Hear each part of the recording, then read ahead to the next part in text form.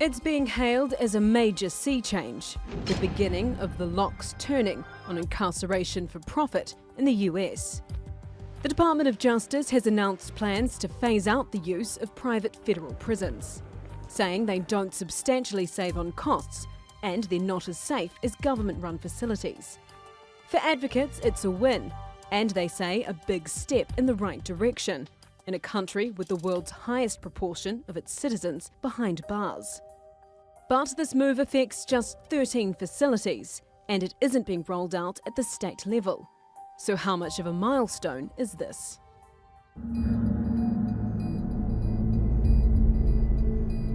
The US government began contracting third-party private prisons in the 1990s, during a period of extreme overcrowding. Today, there are 130 across the country. The two biggest players in the system are Corrections Corporation of America and the GEO Group. Between them, they made $3.3 billion in revenue in 2012. Those in favour of private prisons say they save taxpayers' money and the competition increases efficiency and standards. But are the priorities the same when people are being locked up for profit?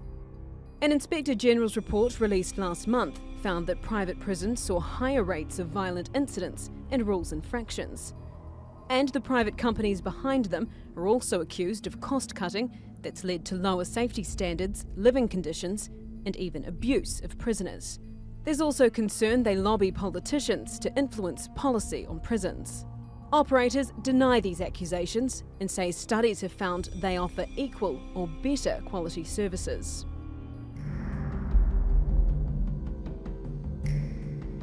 Advocates hope this decision will trickle down to the state level, where the vast majority of the US's inmates are held.